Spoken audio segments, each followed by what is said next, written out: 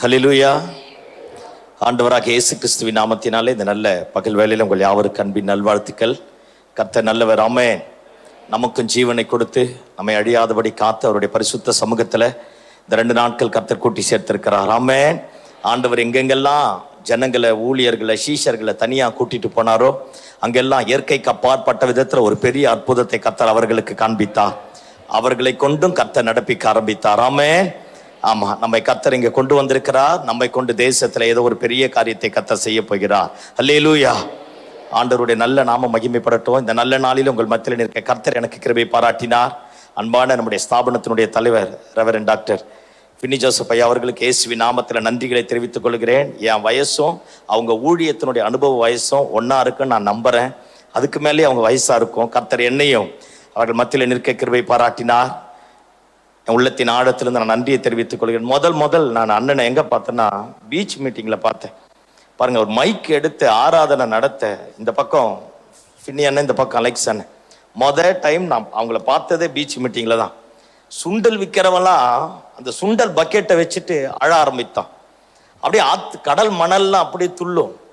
அப்படி இருக்க ஆரம்பிச்சுது. அதுல இருந்து ஒரு பக்கத்துல போறதுக்கே எனக்கு அன்னையிலிருந்து பயம். பார்த்ததுல இருந்து இன்னைக்கு வரைக்கும் அப்படித்தான் நானும் பார்க்கிறேன். ஆமென். நல்லா ஆமென்னு சொன்னீங்க பாருங்க, நல்லா வருவீங்க. அல்லேலூயா. ஆமா, ஆண்டவருடைய நல்ல நாம மகிமைப்படட்டும். அன்னையிலிருந்து இன்னைக்கு வரைக்கும் நான் அவங்க பார்த்தேன்னு அதே மாதிரி தான் நானும் பார்க்கிறேன். இந்த ஸ்தாபனத்துல நிலைநிற்க கர்த்தர் எனக்கும் கிருபை பாராட்டினார். அன்பான ஜெனரல் செக்ரட்டரி ஐயா ஜேம்ஸ் பால்ராஜ் அவர்களுக்கு இயேசுவின் நாமத்தினால நன்றிகளை தெரிவித்துக் கொள்கிறேன். எங்களுடைய 8 விதமான ஊழியத்தினுடைய அட்மினா இருக்கிற ரெவரண்ட் ஜெயராஜ் அவர்களுக்கும் இயேசுவின் நாமத்தினால நன்றிகளை, வாழ்த்துதலையும் தெரிவித்துக் கொள்கிறேன். இங்க அமர்ந்திருக்கிற எல்லா சபை பிதாக்களுக்கும் இயேசுவின் நாமத்தினால நன்றியை தெரிவித்துக் கொள்கிறேன். கர்த்தர் நல்லவர். ஆமென். ஆமா, ரொம்ப சீரியஸா பார்க்காம சிரிச்ச மாதிரி பாருங்க. நானும் சீக்கிரம் முடிச்சிடறேன். நான் ஒரு திருக்குறள் எழுதியிருக்கிறேன். சீக்கிரம் முடிக்கிறவர்கள் பாக்கியவான்கள், அவர்கள் மீண்டுமாய் அழைக்கப்படுவார்கள். ஆமா, அதனால ரொம்ப நேரம் நானும் எடுக்காம கரெக்டான நேரத்தில், எனக்கு சொன்ன நேரத்துல நானும் முடிக்க பிரயாசப்படுகிறேன். ஆண்டவர் நமக்கு கிருபை பாராட்டுவாராக. அல்லேலூயா. என்னுடைய பிரசங்கத்துக்கு ஆதாரமா நம்முடைய தேசத்துல நடந்த, உலகத்தில் நடந்த ஒரு சம்பவத்தை சொல்லிட்டு என் பிரசங்கத்தை தொடங்கலாம்னு நினைக்கிறேன். பாருங்க, அமெரிக்கா தேசத்தினுடைய அதிபதிகளிலேயே ஆபிரகாம் லிங்கன் ரொம்ப விசேஷித்தமானவர். மற்ற அதிபதிகள் எல்லாரும் வந்தாங்க, ஆண்டார்கள், தேசத்தை விட்டு போனாங்க. ஆனா ஆபிரகாம் லிங்கன் மட்டும்தான் அமெரிக்கா தேசத்தில் இருக்கிற இனவெறி, கருப்பினத்திற்கும் வெள்ளை இனத்திற்கும் ஒரு பெரிய நீண்ட காலமாக ஒரு பெரும் போராட்டம் இருக்க ஆரம்பித்தது. அந்த இனவெறிய அமெரிக்கா தேசத்தை விட்டு அழித்து போட்டு அமெரிக்கா தேசத்துல சமநிலை கோட்பாட்டை கொண்டு வந்தவர் ஆபிரகாம் லிங்கன் தான்.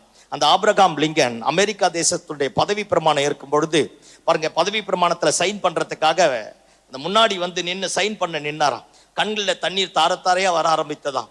பாருங்க, சைன் பண்ணி முடிச்சுட்டு முகத்தை கையில பொத்திட்டு பயங்கரமா சத்தமா தேம்பி தேம்பி தேம்பி அழுக ஆரம்பித்தாராம். எல்லாம் சொன்னாங்களா, பெரிய பெரிய தேசத்தின் அதிபதிகள் வந்திருக்காங்க, ராஜாக்கள் வந்திருக்கிறாங்க, பெரிய பெரிய தேசத்துல இருந்து வந்திருக்காங்க, தயவு செஞ்சு அசிங்கப்படுத்தாதீங்க, அவமானப்படுத்தாதீங்க, உணர்ச்சி வசப்படாதீங்க, அமைதியா இருங்க, அமைதியா இருங்க, அமைதியா இருங்கன்னு எத்தனை பேர் சொல்லியும் ஆபிரகாம் லிங்கனால அந்த அழுகையை அடக்கவே முடியலையாம்.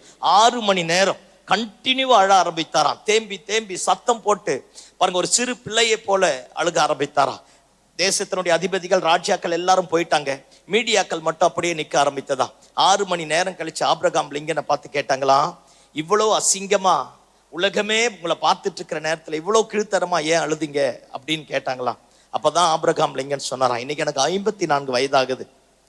40 வருஷத்துக்கு முன்னாடி இதே வெள்ளை மாளிகைக்கு பக்கத்துல ஒரு 10 கிலோமீட்டர் தூரத்துல விறகு வெட்டி சுமக்க கூடாத வயசுல சுமக்க கூடாத பாரத்தை நான் சுமந்துட்டு போனேன். எங்க அம்மாவை பார்த்து கேட்டேன், அம்மா அதோ தெரியுது அந்த மரத்தினுடைய நிழல்ல இந்த விறகை கொஞ்ச நேரம் போட்டுட்டு நிக்கலாம் அப்படின்னு. எங்க அம்மா சொன்னாங்க, அந்த நிழல்ல நம்மால ஒதுங்க முடியாது, அங்கெல்லாம் நம்ம போக முடியாது, அங்கெல்லாம் பெரிய பெரிய பணக்காரன், செல்வ சீமா, கோட்டீஸ்வரன், அவங்க தான் அந்த இடத்துல போவாங்க, நம்மால போக முடியாது அப்படின்னா. எனக்கு அந்த பாரம் தாங்க முடியாம விறகு கீழே போட்டுட்டு அம்மாவை பார்த்து சத்தம் போட்டு அழுதுட்டு கேட்டேன், கடைசி வரைக்கும் விறகு மூட்டை தான் தூக்கணுமா? ஆபிரகாம் லிங்கனுடைய குடும்பத்துக்கு பேரு விறகு வெட்டி குடும்பம், செருப்பு மூட்டை தூக்குற குடும்பம், படகோட்டி குடும்பம். இதுதான் அந்த குடும்பத்தினுடைய பேர். இவர் 14 வயசு இருக்கும் போதே அவங்க அப்பா இறந்துட்டா, அம்மா மட்டும்தான். இவர் தான் மூத்த மகன். இவருக்கு கீழே தம்பி தங்கச்சிங்க இருக்கிறான். இந்த முழு குடும்ப பார சுமையும் இந்த தாயின் மேலே, இந்த பிள்ளையின் மேலே வர ஆரம்பித்தது. அப்பதான் அம்மாவை பார்த்து கேட்டாராம், கடைசி வரைக்கும் விறகு தான் தூக்கணுமோ? கடைசி வரைக்கும் செருப்பு மூட்டை தான் தூக்கணுமோ? கடைசி வரைக்கும் படகோட்டி தான் பொழைக்கணுமோ? முன்னுக்கு வர முடியாதோ, 4 பேரை மாதிரி நம்மால் எழும்ப முடியாதோ, நமக்கு ஒரு விடிவு காலம் வராதா அப்படின்னு அம்மாவை பார்த்து சத்தம் போட்டு அழுது கேட்ட உடனே, அம்மா பார்த்தீங்களா என்ன சொல்றதுனே தெரியாம ஆபிரகாம் லிங்கனை கட்டி பிடிச்சி சத்தமா அழுதுட்டு சொன்னாங்களாம், வா இந்த விறகை கொண்டு போய் போட வேண்டிய இடத்துல போட்டுட்டு வீட்டுக்கு போவோம், அந்த மரத்தினுடைய நிழல் என்ன, அந்த மாளிகைக்கு போறதுக்கே நான் வழியை காட்டுறேன் அப்படின்னு அந்த அம்மா சொல்லிட்டு விறகு கொண்டு போய் போட வேண்டிய இடத்துல போட்டுட்டு சாப்பாடு எல்லாம் பிள்ளைகளுக்கு கொடுத்து முடிச்சுட்டு அந்த கஷ்ட காலத்துல அந்த அம்மா தன் பிள்ளைங்க எல்லாத்துக்கும் தனித்தனியா பைபிள் வாங்கி வச்சிருந்தாங்களாம். ஆபிரகாம் லிங்கனுடைய அம்மா போய் ஆபிரகாம் லிங்கனுக்காக வாங்கி வச்சிருந்த பைபிளை கொண்டு வந்து ஆபிரகாம் லிங்கன் கிட்ட கொடுத்துட்டு சொன்னாங்களாம், இந்த பரிசுத்த வேதாகமத்தின் ஆண்டவர் உன் கூட இருந்தா, நீ இந்த பரிசுத்த வேதாகமத்தின் ஆண்டவரோடு இருந்தா, அந்த மரத்தினுடைய நிழல் என்ன, அந்த மாளிகைக்குள்ளேயே உன்னை கர்த்தர் கொண்டு போய் வைப்பார்னு சொல்ல ஆரம்பித்தார்களாம். அல்லேலூயா. நாட்கள் போக ஆரம்பித்தது, காலங்கள் மாற ஆரம்பித்தது, படிக்க வக்கு கிடையாது, வழியும் கிடையாது, கதியும் கிடையாது. பாருங்க, அப்பெல்லாம் குருகுல கல்வி தானா. எந்த வீட்டுல விறக வெட்டி போடுறாரோ, எந்த வீட்டுக்கு படகோட்டை போடுறாரோ, அந்த வீட்டுல இருக்கிற பிள்ளைகளுக்கு கற்றுக் கொடுக்கிற கல்வியை தான் இவர் வாசப்படியில நின்று கற்றுக்கொள்வாராம். அப்படி இப்படி தடுமாறி 23வது வயசுல படிச்சு லாயரா மாறிட்டார். ஆமென். வந்திருக்கிற எல்லாரும் பாருங்க, அப்பா சரியில்லை, அம்மா சரியில்லை, அண்ணன் தம்பி சரியில்லை, பாஸ்ட் சரியில்லை, எல்லாரையும் சரியில்லைன்ட்டு கடைசியா ஆண்டவரே சரியில்லைன்னுடுவோம். என்ன ஒரு மாதிரியே பாக்குறீங்க? ஆமென் சொல்லுங்க பாப்போம். யாருமே சரியில்லை. பாருங்க, பலனற்ற நம்மை கொண்டுதான் அவர் பலனுள்ள ராஜ்யத்தையே கட்டி எழுப்புகிறார். பலவீனமான நம்மை கொண்டுதான் அவர் பலனுள்ள ராஜ்யத்தை கட்டி எழுப்புகிறார். மனுஷனை பார்த்தா எதுவுமே சரி இருக்கா, ஆனா ஆண்டவரை பார்த்தா எல்லாம் சரியா மாற ஆரம்பிச்சிடும். அல்லேலூயா. ஆமா, பாருங்க, நாம எல்லாரையும் குற்றப்படுத்துவோம். அம்மாவை குற்றப்படுத்தி, அப்பாவை குற்றப்படுத்தி, பாஸ்டரை குற்றப்படுத்தி, அவங்களை குற்றப்படுத்தி, யாரையும் இந்த உபவாச ஜபத்துக்கு பின்னாடி குற்றப்படுத்தாது. எந்த எதிர்மறையான நிலைமையா இருந்தாலும் நம்முடைய தலையெழுத்தை மாற்றி நம்மை சிகரத்தின் கொடுமுடிக்கு கொண்டு போகக்கூடிய கர்த்தர் உயிரோடு இருக்கிறார். ஆமென். அல்லேலூயா. ஆமா, பாருங்க, தடுமாறி கஷ்டப்பட்டு படிச்சு 23வது வயசுல லாயரா மாறிட்டாராம். ஒரு கேஸ் கூட வரலையா.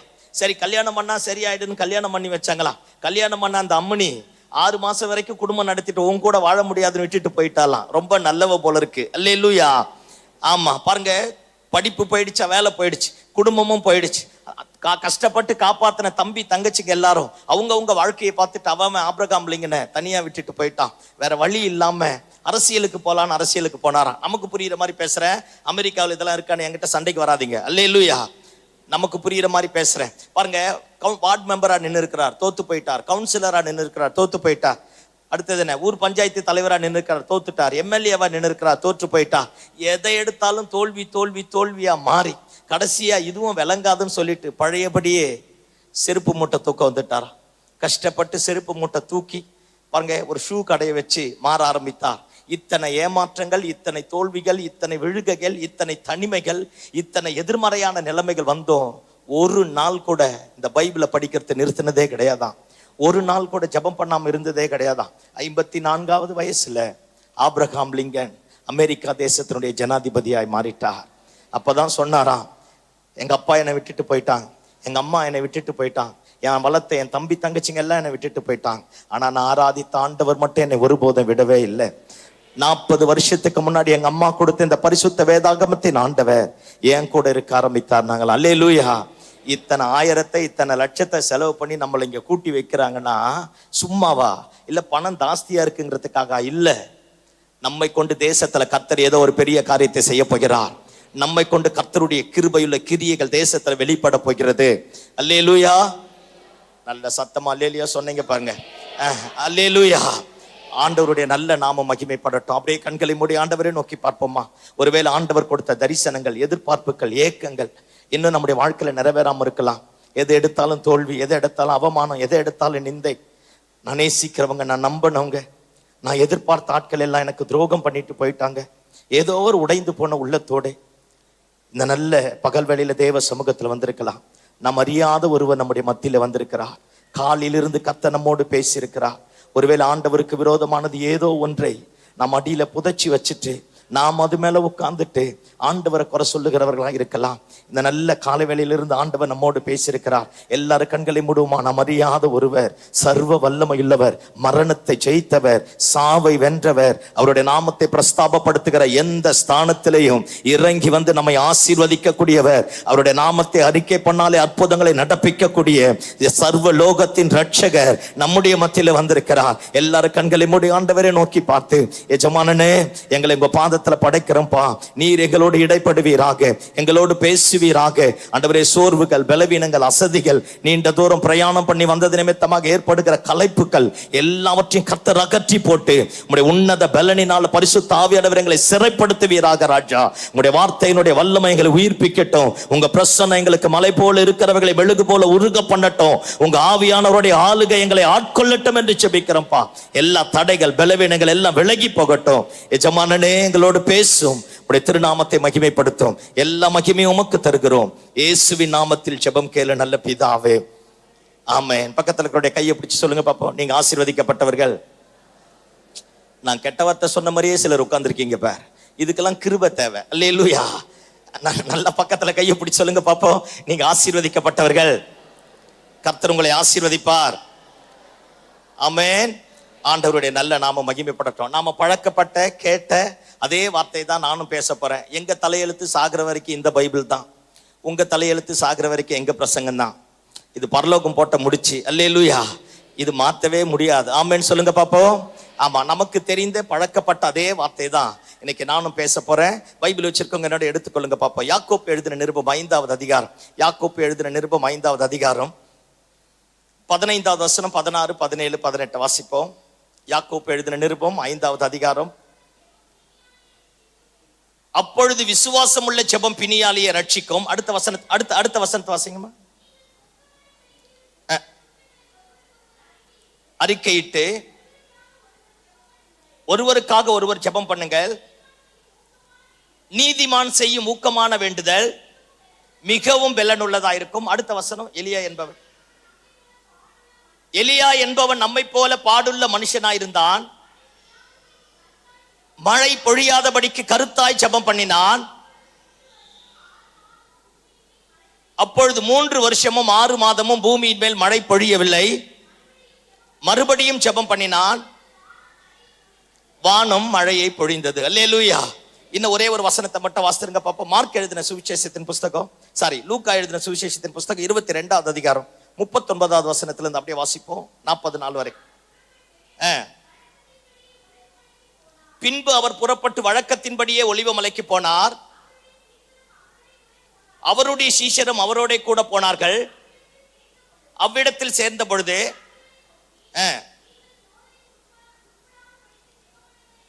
ஜெபம் பண்ணுங்கள் என்று சொல்லி அவர்களை விட்டு கல்லெறியும் தூரம் அப்புறம் போய் முழங்கால் படியிட்டு, பிதாவே, உமக்கு சித்தமானால் இந்த பாத்திரம் என்னை விட்டு நீங்கும்படி செய்யும். ஆயினும் என்னுடைய சித்தத்தின்படி அல்ல, உம்முடைய சித்தத்தின்படியே ஆக கடவது என்று ஜெபம் பண்ணினார். அப்பொழுது வானத்திலிருந்து ஒரு தூதன் தோன்றி அவரை பலப்படுத்தினான். அவர் மிகவும் வியாகுலப்பட்டு அதிக ஊக்கத்தோட ஜெபம் பண்ணினார். அவருடைய வேர்வை இரத்தத்தின் பெருந்துளிகளாய் தரையிலே விழுந்தது. ஆமென். பைபிள் எல்லாம் கீழே வச்சுட்டு என்னைய மட்டும் பாருங்க பாப்போம். இனி நான் வசனத்தை சொல்ல மாட்டேன். இன்னும் ஒரே ஒரு வசனம் மட்டும் நான் சொல்லி முடிச்சிடறேன். நான் இன்னைக்கு இதை பேச போறேன். இந்த விசுவாசம் உள்ள ஜெபம் பாருங்க. விசுவாசம் உள்ள ஜெபம், நீதிமான் செய்யும் ஊக்கமான ஜெபம், அடுத்தது கருத்தான ஜெபம். இதுக்கும் ஆசாரிப்பு கூடாரத்திற்கும் கெஸ்தமனே தோட்டத்திற்கும் நான் அப்படியே ஒப்பிட்டு பேசலாம்னு நினைக்கிறேன். நான் உங்களை சோதனைக்குள்ளாக மாற்ற மாட்டேன். அல்லேலூயா. புரிஞ்சாலும் புரியலனாலும் அல்லேலூயா சொல்லணும். ஆமென். புரிஞ்சே நிறைய ஒண்ணும் பண்ணல. ஆமென் சொல்லுங்க பாப்போம். ஆமா, புரியலனாலும் பரவாயில்ல. ஆமென் அல்லேலூயா சொன்னா நீங்க உயிரோடு இருக்கிறீங்கிற நம்பிக்கையில நாங்களும் பிரசங்கம் பண்ணி முடிச்சிருவோம். அல்லேலூயா. ஆமா, பாருங்க, யாக்கோப்பு எழுதின நிருபத்துல யாக்கோப்பு இப்படியாக எழுதுகிறார். 12 கோத்திர பிதாக்களுக்கும் 1வது நூற்றாண்டில் இருக்கிற சபையில ரட்சிக்கப்பட்ட ஜனங்களுக்கு இப்படியாக எழுதுகிறார். விசுவாசம் உள்ள ஜெபம் பிணியாளியை ரட்சிக்கும். நீதிமான் செய்யும் ஊக்கமான வேண்டுதல் மிகுந்த பலனுள்ளதாயிருக்கும். அடுத்தது, எலியா என்பவன் நம்மை போல பாடுள்ள மனுஷனாயிருந்தான். கருத்தாய் ஜெபம் பண்ணினான், வானம் அடைக்கப்பட்டது. மீண்டுமாய் ஜெபிக்க ஆரம்பித்தான், வானம் திறக்கப்பட்டது. எல்லாம் கவனிங்களேன். புதிய ஏற்பாட்டுல மத்தேயிலிருந்து வெளிப்படுத்தின விசேஷம் வரைக்கும் பழைய ஏற்பாட்டு காலத்தினுடைய எத்தனையோ பரிசுத்தவான்கள் இருந்தாங்க, எத்தனையோ ஜெப வீரர்கள் இருந்தாங்க. நம்ம ஜெனரல் செக்ரட்டரி ஐயா பேசினார் பாருங்க, சாமுவேல் ஒரு நல்ல ஜெப வீரர். ஆனா அப்பேற்பட்ட சாமுவேல் பேர் கூட புதிய ஏற்பாட்டுல எழுதப்படல. மோசே நன்றாக ஜெபிக்கக்கூடியவன், 90வது சங்கீதம் அவனுடைய ஜெப சங்கீதமாகவே கருதப்படுகிறது. அப்பேற்பட்ட மோசேயினுடைய ஜெபமோ புதிய ஏற்பாட்டில் எழுதப்படல. ஆனா எலியாவினுடைய ஜெபத்தை குறித்து மாத்திரம் பரிசுத்த ஆவியானவர் நோட் பண்ணி வைத்திருக்கிறார். இப்ப அந்த ஜெபத்தை குறித்து தான் நானும் பேச போறேன். பாருங்க, எலியா என்பவன் நம்மை போல பாடுள்ள மனுஷனாயிருந்தான். என்ன பாடு இருந்தது? நிறைய நீங்க கேட்டிருப்பீங்க, உங்களுக்கு தெரியாத நானும் பேச போறது கிடையாது. நீங்கள் தெரிந்த அதே காரியத்தை தான், ஒரு சில காரியத்தை நான் சொல்லி முடிக்க போறேன். கவனிங்க பாப்போம். எலியா என்பவன் நம்மை போல பாடுள்ள மனுஷன். 1 ராஜாக்களின் புஸ்தகம் வாசிக்க வேண்டாம். 1 ராஜாக்களின் புஸ்தகம் 17வது அதிகாரம் முதல் வசனம் பாருங்க. திடீர்னு அவனை பரிசுத்த ஆவியானவர் அறிமுகப்படுத்துகிறார். ஆகாப்புக்கு முன்னாடி வந்து நின்று சொல்றா, இஸ்ரவேலின் தேவனாகிய கர்த்தருக்கு முன்பதாக நிற்கிற நான் சொல்லுகிறேன், என்னுடைய வாயின் வார்த்தையின்படி அல்லாமல் மழையும் பொழியாது பனியும் பொழியாதுங்கிறான்.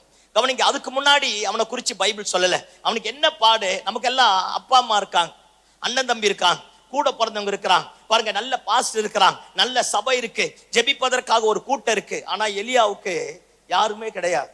அவன் ஒரு அனாதை. அவங்க அப்பா அம்மாவை பத்தி பைபிள் சொல்லப்படல. அவன் சுற்றி திரிந்தது வனாந்தர வாழ்க்கை. வெட்டுக்கிளியும் காட்டுத்தேனு தான். மழையில நனைவான், பனியில நனைவான். பாருங்க, இஸ்ரவேல் தேசத்தினுடைய வனாந்தரம் முழுக்க சுற்றி திருவான். கீலேயாத்தின் குடிகளிலே ஒருத்தன், யோர்தான் நதிக்கு அந்த பக்கமா இருக்கக்கூடிய அந்த 2.5 கோத்திரத்துக்கு பங்கிட்டு கொடுத்தாங்க பார். அப்பேற்பட்ட இடத்துல இருக்கக்கூடியவன் வனாந்தரமா சுத்தி இருப்பான். ஆண்டவரை பார்த்து கேட்டிருப்பான், நான் உள்ள போகட்டுமா, என்னை கொண்டு தேசத்துல ஏதாவது செய்வீரா? ஆண்டவர் சொல்லியிருப்பார், கொஞ்சம் பொறுமையாரு.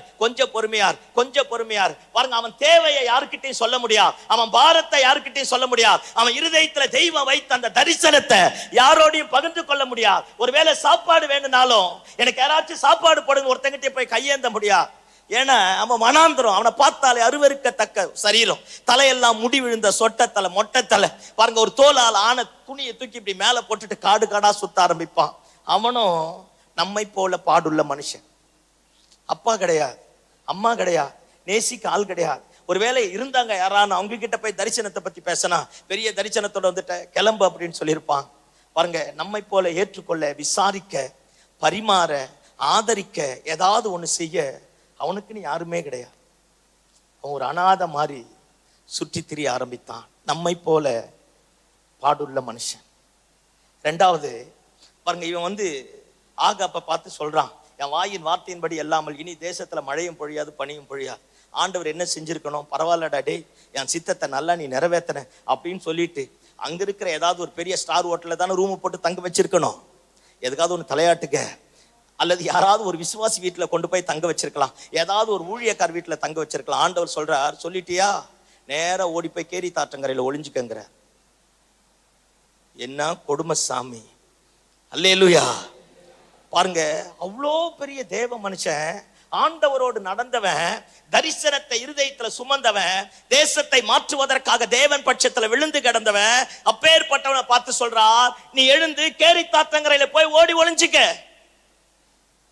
காகத்தை அனுப்புவா, அது காலையில சாயங்காலம் வந்து சாப்பாடு தரும். சாப்பிட்டு முடிச்ச உடனே பாருங்க, ஆத்துல ஓடுற தண்ணியை குடிச்சிட்டு அங்கேயே படுத்துக்கிறது. அந்த ஆறு நிரந்தரமா கிடையாது, அது சீக்கிரத்துல வத்தி போயிடுச்சு. அங்கிருந்து சொல்றாரு, எந்திரிச்சு சாரிபாத் விதவை ஊருக்கு போ அப்படிங்கிறா.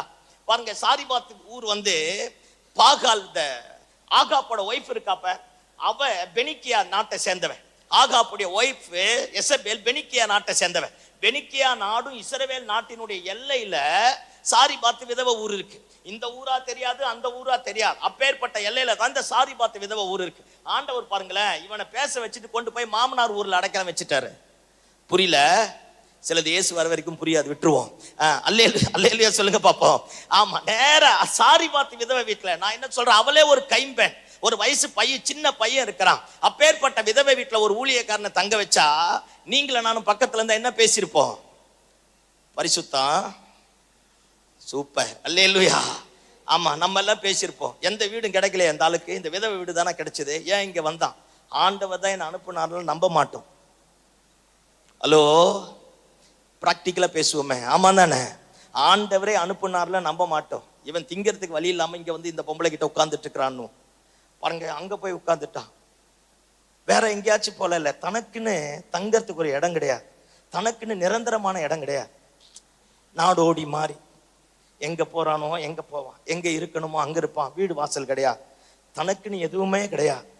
அவன் அனாதையாச்சே, அவனுக்குன்னு ஒண்ணு இல்லை. ஆனா இருதயத்துல தேசத்தை குறித்த பாரத்தை சுமந்தான். தேவன் கொடுத்த தரிசனத்தை பூரணமாய் சுமக்க ஆரம்பித்தான். அல்லேலூயா, அல்லேலூயா. ஆமா, மூன்றாவது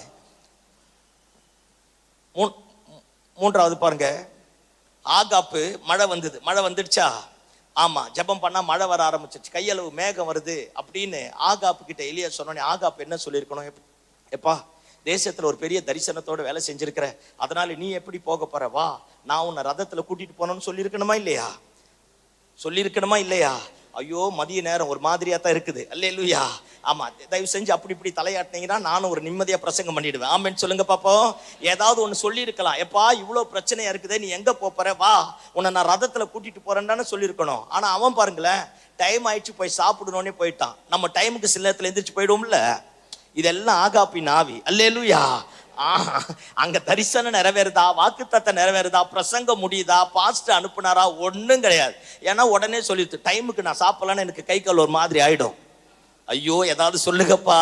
அல்லேலூயா. எல்லாம் ஆகாப்பின் ஆவி. தேசத்துல என்ன நடக்குது, சமுதாயத்துல என்ன நடக்குது, இந்த மனுஷன் ராப்பகலா கண்ணீர் விட்டு ஜெபம் பண்றானே, ஒரு தரிசனத்தோடு இத்தனை காரியத்தை செஞ்சன, திங்க பாத்ரூம் போக தூங்க. அல்லேலூயா. இது ஆகாப்பின் ஆவி. இன்னைக்கு நிறைய அப்படித்தான், சபையில அப்படித்தான், யூத் மீட்டிங்ல அப்படித்தான், பாருங்க எல்லா இடத்துலயும் அப்படித்தான். டைம் ஆன உடனே போயிருது. ஏன்னா நம்ம போய்தான் நிர்மலா சீதாராமன் அம்மாவுக்கு நிதியை எப்படி தூக்கி நிறுத்த போறோம்னு சொல்ல போறோம். அல்லேலூயா. அல்லது நம்ம மோடி ஐயாக்கு போய் நம்ம தான் ஆலோசனை சொல்ல போறோம். அப்படியே டைமை பார்த்துட்டு உடனே எந்திரிக்கிறது. ஆகாப்பின் ஆவி. சத்தம் ஆமென்னு சொல்லுங்க பாப்போம். சத்தமா சொல்லுங்கப்பா. அல்லேலூயா. ஆமா, பாருங்க அப்படியே விட்டுட்டு போயிட்டான் பாரு.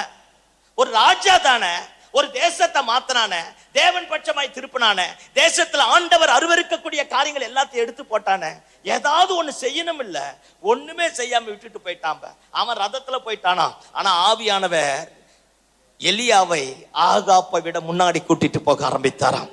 கையை தட்டி ஆமென்னு சொல்லுங்க பாப்போம். ஆமா, எத்தனை பேரு எலியாவை எப்படி பண்ணாலும் காரியம் மாறும். இப்பதான் நான் பிரசங்கத்தை தொடங்க போறேன். ஆமென். எலியா என்பவன் நம்மை போல பாடுள்ள மனுஷன். இந்த நல்ல அற்புதமான நேரத்துக்கு வந்திருக்கிறோம். 60 ஆண்டு நம்ம செலிப்ரேஷன் பண்ணிருக்கிறோம். ஒரு எழுப்புதல் பண்டிகையை முடிச்சிருக்கிறோம். எழுப்புதலுக்கு பின்னாடி தெய்வமா இந்த உபவாச கூடுகையை ஒழுங்கு பண்ணியிருக்கிறார். ஆமென். காலையில் ஐயா பேசுனது போல அகற்ற வேண்டியவைகளை நம்ம அகற்றி போட்டு பாருங்க, தேவன் பட்சத்துல சார வேண்டிய விதத்துல சார ஆரம்பித்தா அந்த வசனம் முடியும் போது சொல்லும், சாமுவேல் உயிரோடு இருக்கிற வரைக்கும் பெலிஸ்தியன் எழும்பவே இல்லையா. கையை தட்டி ஆமென்னு சொல்லுங்க பாப்போம். சாமுவேலுக்கு யுத்தம் பண்ண தெரியாது, ஆனா சாமுவேல் உயிரோடு இருக்கிற வரைக்கும் பெலிஸ்தியன் எழும்பவில்லையா. ஆமென். நம்ம மட்டும் அகற்ற வேண்டியது அகற்றி, தூக்கி தூர போட வேண்டியது தூர போட்டுட்டு தெய்வத்தினுடைய பட்சத்துல எழும்பி நிற்க ஆரம்பிச்சிட்டா கர்த்தர் நமக்காக இயற்கைக்கு அப்பாற்பட்ட விதத்தில் அற்புதத்தை செய்ய போதுமான ஆண்டவராக இருக்கிறார். ஆமென். ஆமா, இப்ப பாருங்க, இந்த எலியா தான் சரித்திரத்தை மாற்றினா. பழைய ஏற்பாட்டுல அத்தனை ஜப வீரர்கள் இருந்தோம், ஆவியானவர் இவனை மாத்திரம் தான் புதிய ஏற்பாட்டுல எழுதி வச்சிருக்கிறார். அப்பேற்பட்ட எலியா கருத்தாய் ஜபம் பண்ண ஆரம்பித்தானா. இந்த கருத்தான ஜபம் எந்த இடத்துல போனா எப்படி வரும் அப்படிங்கறத நான் சொல்ல போறேன். ஆசாரிப்பு கூடாரத்தை பாருங்களேன், 3 பகுதி இருக்கும். 1 பிரகாரம், 2வது பரிசுத்த ஸ்தலம், 3வது மகா பரிசுத்த ஸ்தலம். பிரகாரம் இருக்குல்ல, எல்லாரும் அந்த இடத்துல நிப்பான்.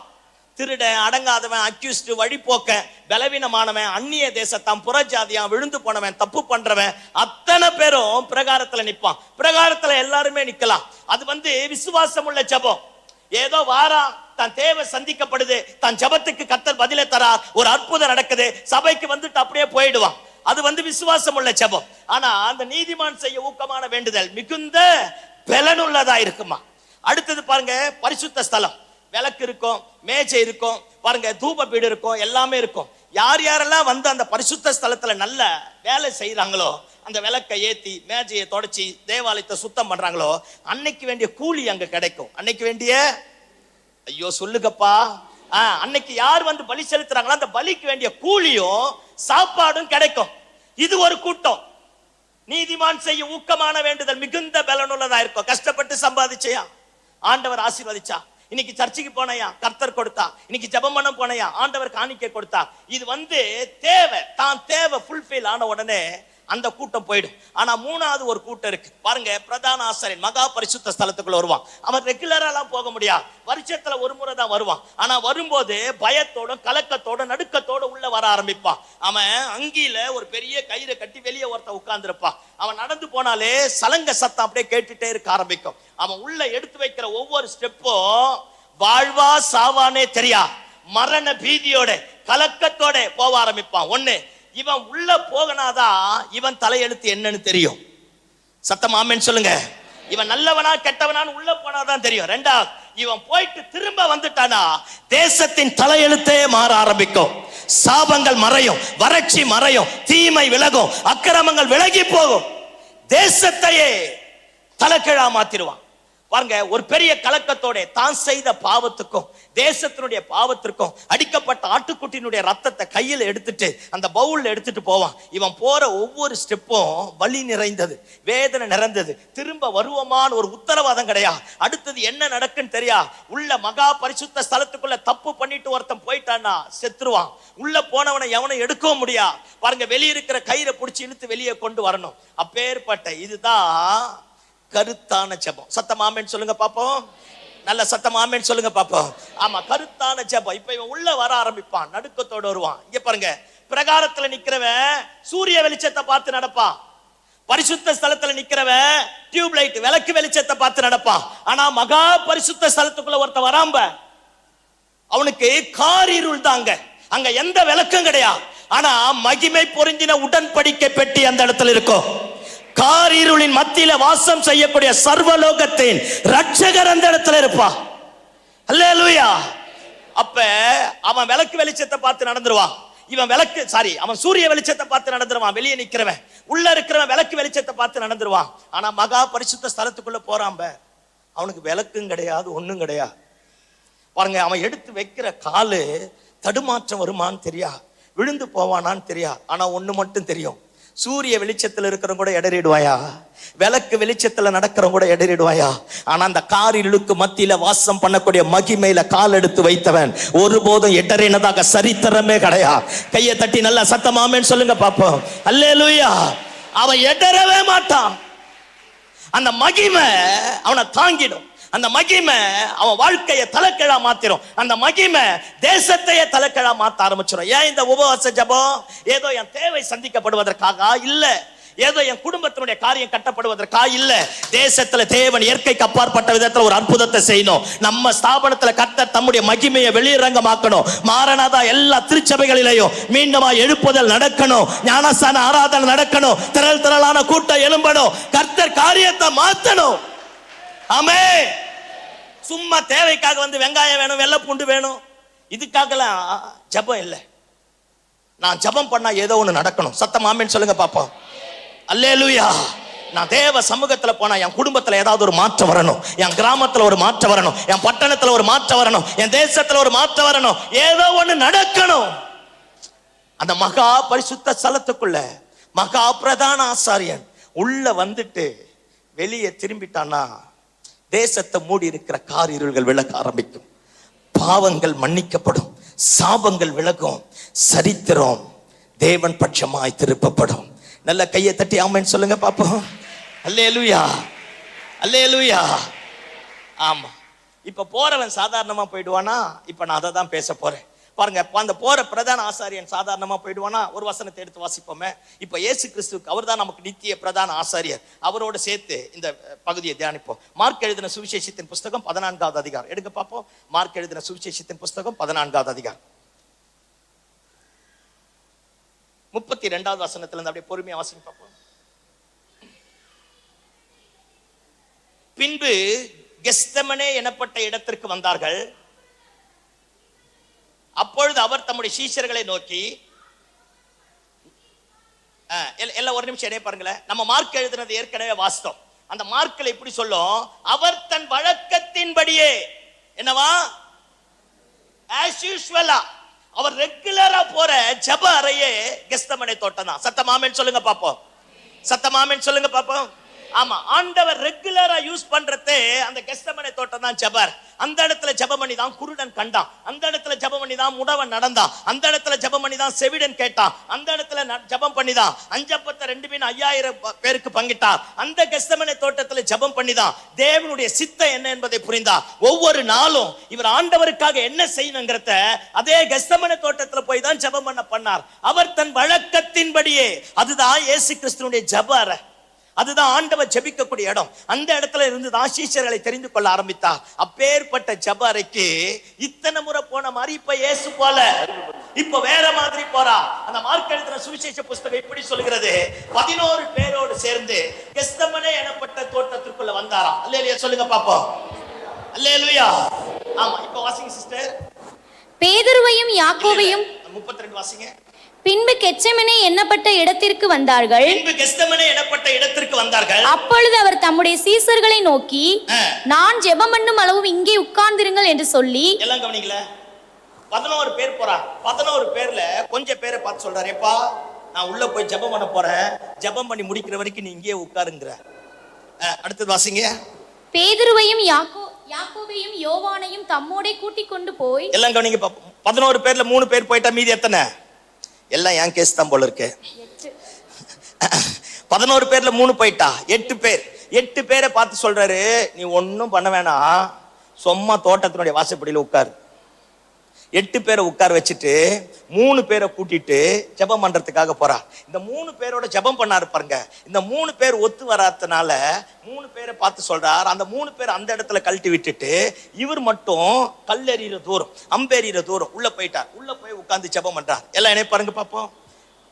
சில நேரத்துல நம்மளை சும்மா உட்கார்றதுக்குன்னே கூப்பிடுவார். சொல்லு, ஐயோ சொல்லப்பா அப்படின்னா என்ன அர்த்தம்?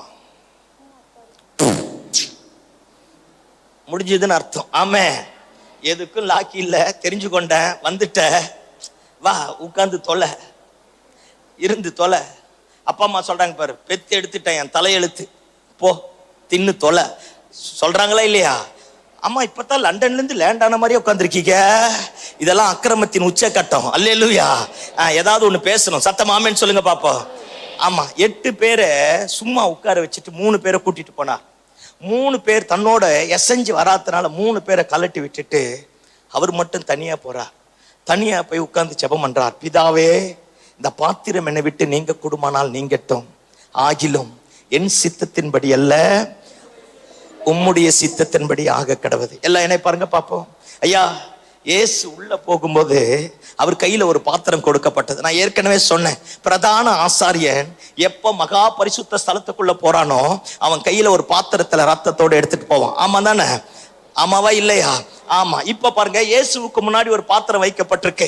அந்த இடத்தை கடந்தா, எங்க பிரகாரத்தை கடந்தா, பரிசுத்த ஸ்தலத்தை கடந்தா, இப்ப மகா பரிசுத்த ஸ்தலத்துக்குள்ள வந்திருக்கிறா.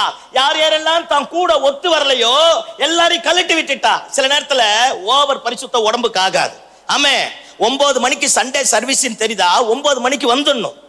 இல்ல பாஸ்டர், அவரை நின்னு கூட்டிட்டு வரேன்னு 11 மணிக்கு கூட்டின்னு வரது. நீ எல்லாம் அல்லேலூயா. பாருங்க, அவன் ஜேம்ஸ் பால்ராஜ் ஐயா தான் சொன்னார். அவங்க பைபிள் காலேஜ் நடத்தும் போது சர்ச்சில் சொன்னார், வராங்களா கூட்டிட்டு போயிடு, அவன் நின்னுட்டானா அவனுக்காக திருமணி நான் உன் தரிசனத்தை இழந்துருவேன். ஆமா இல்ல? ஆமா, நான் இந்தியிலேயே பேசுறேன். நல்லா வருவீங்க. அல்லேலூயா. நல்ல அற்புதமான ஒரு வார்த்தை பாருங்க. உன் கூட வராங்களா கைய பிடிச்சு கூட்டிட்டு போ. வரலையா அவனை கழட்டி விட்டு, அவனுக்காக நிக்காத. அவனுக்காக நின்ன தரிசனத்தை இழந்துருவேன், நேரத்தை இழந்துருவேன், அபிஷேகத்தை இழந்துருவேன். அவன் ஒரு சோம்பேறி பைய, உன்னையும் சோம்பேறியா மாத்திருவான். கையை தட்டி ஆமென் சொல்லி பாப்போம். அவன் தரிசனத்தை இழந்தவன் உன்னையும் தரிசனத்தை இழக்க பண்ணுவான். அவன் ஜெபாவி இழந்தவன் உன்னையும் ஜெபாவி இழக்க பண்ணுவான். அவன் ஊழிய பாரம் இல்லாதவன் உன்னையும் இழக்க பண்ணுவான். அப்பேற்பட்ட ஆளை கழட்டி விடு. ஆமே, வந்தா வரட்டும், வந்தா வரவு, வரலனா அல்லேலூயா கிளப்பி விடுங்கிற. சத்தம் ஆமென் சொல்லுங்க பாப்போம். டைமுக்கு தெரியல, சண்டே சர்வீஸ் பாஸ்ட் ஊழியம் சொன்னான்னு தெரியல, வரணும்னு தெரியல. பாருங்க, ஆண்டவர்கிட்ட இருக்கிற ஸ்பெஷாலிட்டி எப்படித்தான். ஏசு கிட்ட ஒருத்த வந்து சொல்றான், ஆண்டவரே எல்லாரும் உங்களை விட்டுட்டு போறாங்க, என்னவோ ஏதோ வேலை செஞ்சுருப்பான்னு நினைக்கிறேன். கொஞ்ச நேரம் கழிச்சு திரும்பி பார்த்து கேட்கிறார், நீயும் போறதா போன்ற. அப்படின்னா என்ன அர்த்தம்? உன்னைய நம்பிலாம் நான் வரலடா, கிளம்பு, காத்து வரட்டும். ஆமே, ஐயோ சொல்லப்பா. சில நேரத்துல நம்ம தான் அல்பா ஒமேகா மாதிரியே பண்ணுவோம் பாரு. இதெல்லாம் ஆண்டவர் யாரை வச்சு எதையும் செய்வார். நான் வரலன்னா பாஸ்டர்ல ஒண்ணும் பண்ண முடியாது. நீ என்ன அப்படி அப்பா டக்கரு? ஆமேன்னு சொல்லுங்க பாப்போம். அவரால் யாரை வச்சு எதையும் செய்வார். நான் பேசலன்னா கழுத வச்சு பேசிட்டு போவார். சத்தமா ஆமேன்னு சொல்லு பாப்போம். ஆமா, இப்ப கவனிங்க பாப்போம். இயேசுவி நாமத்துல இந்த உபவாச ஜபத்துக்கு பின்னாடி மாறிடணும். பாஸ்டரோட, சபையோட, ஊழியத்தோட, தரிசனத்தோட, சபை ஆத்துமாக்களோட கை கோர்க்க ஆரம்பிச்சிட்டாலே கர்த்தர் மகிமையை விளங்க பண்ணுவார். ஆமென், அல்லேலூயா. ஆமா, இப்ப நம்ம பிரசங்கத்துக்கு நேரா வரும் பாருங்க. இப்ப கூட்டிட்டு போறார் ஆண்டவர். 8 பேர் அந்த இடத்துல உட்கார வச்சுட்டார். அடுத்தது 3 பேரை உட்கார வச்சுட்டார். இவர் மாத்திரம் தனியா போறார். இவர் போகும்போது இவருக்கு முன்னாடி ஒரு பாத்திரம் வைக்கப்பட்டிருக்கிறது. நான் சொன்னேன், பிரதான ஆசாரியனுக்கு ஒரு பாத்திரம் கொடுக்கப்பட்டது. அந்த பாத்திரத்தை பார்த்த உடனே பயம், கலக்கம், நடுக்கம், ரத்த நாளங்கள் எல்லாம் வெடிக்குது.